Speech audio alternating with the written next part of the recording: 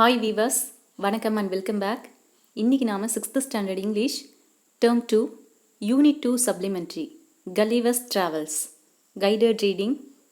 Gulliver, a ship's doctor, took a job on a ship that was going on a long voyage. The voyage started well, but soon things changed dramatically. The ship got caught in a violent storm and was thrown off course. Then it hit a rock and broke up completely. 6 of the crew members, including Gulliver, got into a small boat and rowed until they were overturned by a big wave which came up suddenly. Gulliver was a good swimmer and he managed to swim till he reached land. The coast appeared strange and lonely. Gulliver dragged himself along the shore. He looked for some people or houses, but there was no sign of life. Hungry and exhausted, he fell on a patch of grass and fell into a deep sleep. When Gulliver woke up, he was lying on his back and the sun was in his face. When he tried to get up, he found himself unable to sit up or move at all. Terrified and puzzled, he tried to turn his head. He found his arms and legs were securely tied with slender strings on each side and attached to pegs fixed on the ground. His hair, which was long and thick, was similarly tied down. He felt something moving along his body almost up to his chin. To his surprise, he saw a human being not 6 inches high, with a bow and arrow in his hands and a quiver at his back. Gulliver later learned that these creatures were called Lilliputians.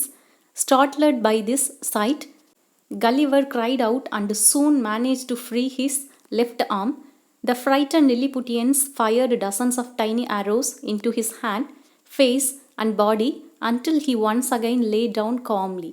The Lilliputians then built a stage to Gulliver's side that was about a foot and a half tall, upon which an obviously important person stood and made a 10-minute speech to Gulliver in a language he could not understand.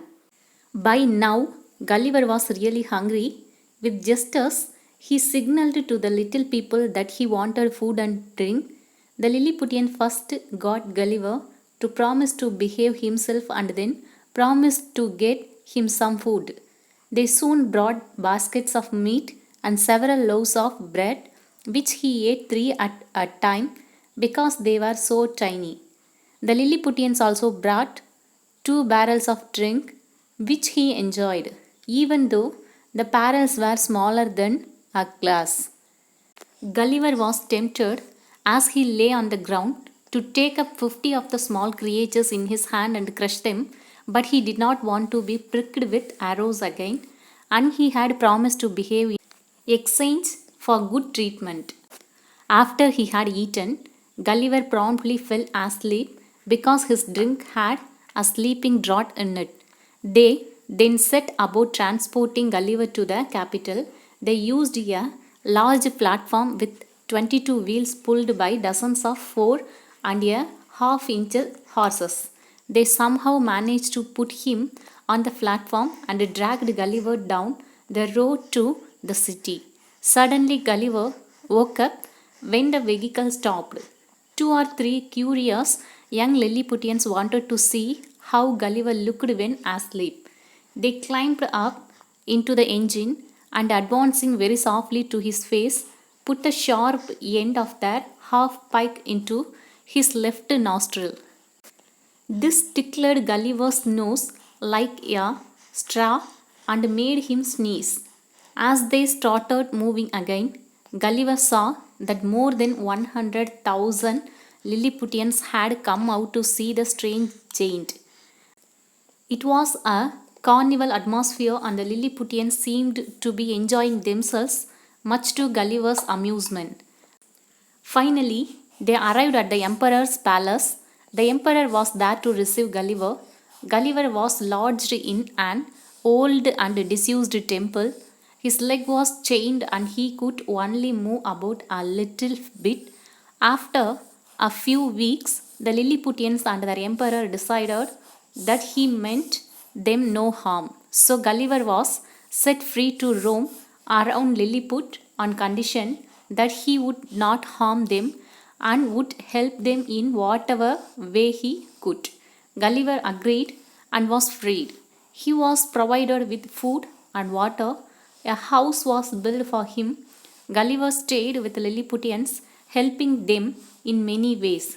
Once it so happened that the neighboring kingdom of Belfast declared war on Lilliput.